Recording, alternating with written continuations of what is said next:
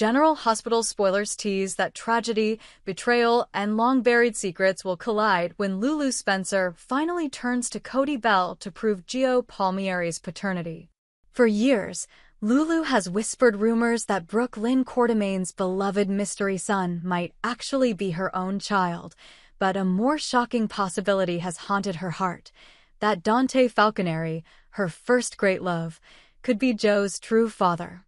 As Cody, the dogged investigator and former camper, hesitates on the edge of confession, Port Charles braces for revelations that will shatter reputations and rewrite family histories. The story begins under the hush of twilight at Kelly's pub, where Lulu meets Cody in a secluded booth. His eyes, once steady under police badges, now flicker with guilt as he sips his coffee. Lulu's voice trembles when she asks the question he has long avoided. Did Brooke Lynn sleep with Dante that night at camp, or someone else? Cody exhales slowly, recalling the sweltering summer evening when Laura Lee, the camp director, sent campers off to cabins and the air crackled with adolescent tension. He remembers Brooke Lynn's laughter echoing down the trail, Dante's concerned calls, and Lois Cerullo's rigid figure watching from the tree lean. Lois, the protective mother, had insisted all campers stay strictly chaperoned, yet that night, something went terribly wrong. When Cody admits he was there, a hush falls across the table. He tells Lulu that he witnessed more than anyone knew. Brooke Lynn, under duress and disoriented, shared two separate encounters, one with Dante Falconeri, unwittingly drugged by a sinister prankster, and another consensual moment with Cody himself. After seeing Dante collapse in a feverish stupor, Cody approached Brooke Lynn to help carry her to the infirmary. In a moment of vulnerability, she confessed everything.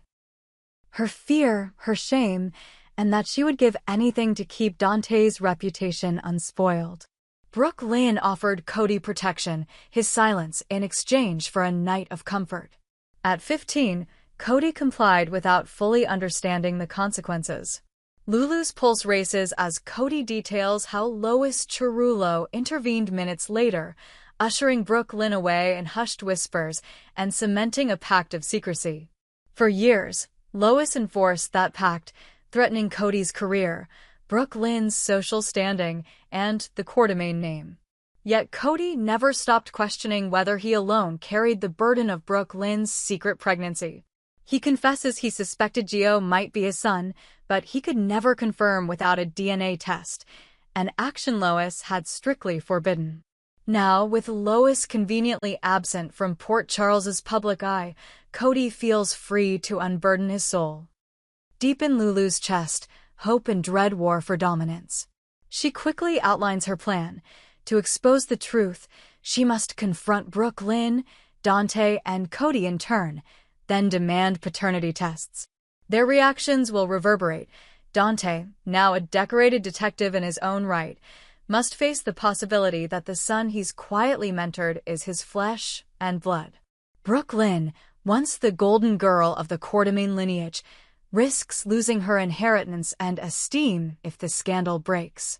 And Cody, who has sacrificed so much for his loyalty, stands to lose not only his integrity, but also the fragile trust he's rebuilt with his closest friends. As dawn touches Port Charles, Lulu steels herself and summons Brooke Lynn to the Quartermain mansion. In the grand foyer beneath glimmering chandeliers, Brooke Lynn greets Lulu with a mix of warmth and guarded apprehension. Before she can speak, Lulu lays out the facts.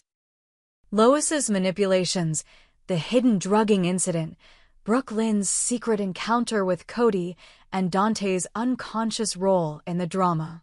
Each revelation lands like a hammer blow. Brooke Lynn's eyes widen, then flutter with shame. She confesses that guilt drove her to lie about Joe's paternity, attributing him to a fleeting summer romance, fearing the Quartermain name would condemn Dante if extended further scandal hit their social circle. Brooke Lynn's confession roils the household. Tracy Quartermain storms into the Great Hall, demanding answers. Edward Quartermain's portrait seems to watch in silent judgment. Brooklyn falls to her knees, tears staining her silk gown as she admits to her complicity in Cody's silence. Jazz music from the ballroom drifts through the halls, its upbeat tempo at odds with the tempest unleashed in the mansion's center. Tracy's regal composure cracks. She chastises Lois Cerullo's betrayal of maternal duty and condemns Brooklyn's choices.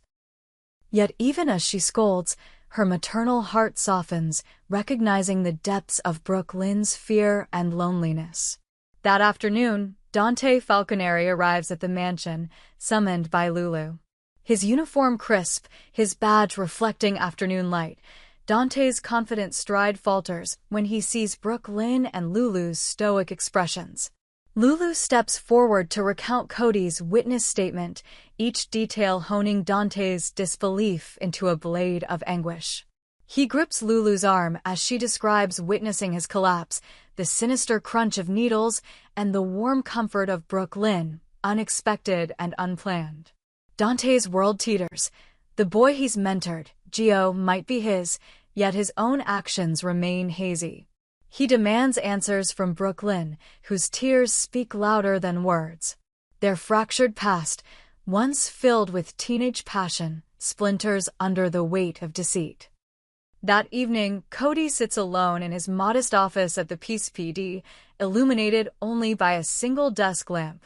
He holds Joe's baby blanket, once passed to him by Brooklyn, and wrestles with guilt sting. Waltzing back through his memories, he recalls Lois's threats, the Quartermaine fortune's shadow, and his vow to remain silent. But now he knows justice demands the truth. He drafts Lulu's DNA testing request, copying both Dante and himself as potential fathers. He prays the lab's precision will bring closure to Gio, to Brooklyn, to Dante, and to himself. As night falls, Port Charles hums with restless energy. The press picks up whispers of the scandal, framing it as a clash of privilege and secrecy. Socialites clutch their pearls, gossiping of the Quartermaine dynasty's impending collapse. The Falconeri precinct buzzes with talk of Dante's heartbreak. Lulu, weary yet resolute, marshals her friends to her side. Maxie Jones offers moral support, Brooklyn's loyal confidant, while Curtis Ashford quietly promises to guard Cody from any reprisals.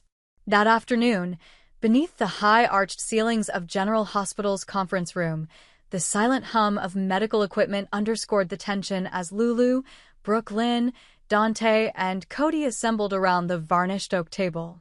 The lab technician, a composed woman in a crisp white coat, handed a sealed envelope to Lulu, her gloved fingers hesitating as if recognizing the gravity of the moment. All conversation drained from the room. Loved ones and adversaries alike leaned forward. One breath later, Lulu's fingernails tore at the envelope's flap. She withdrew a single sheet of paper, and her eyes darted across the lines of clinical jargon, a 99.99% probability match. A single name hovered in everyone's mind: the rightful father. Brooklyn's chest rose and fell in staccato gasps as Dante stepped close, his hand brushing hers, searching for steadiness. Cody's jaw clenched, he felt the world tilt around him. When Lulu's gaze finally met theirs, seconds stretched into lifetimes. "I'm your father," Dante said before Lulu could speak, voice low yet carrying across the room. Relief and astonishment warred in his expression. Brooklyn's tears finally broke free, salt-laced rivers of regret and hope. Dante cupped her face, pressing his forehead to hers, murmuring apologies over and over. In that embrace, years of uncertainty dissolved. A father's promise materialized in his pledge to protect and guide Gio.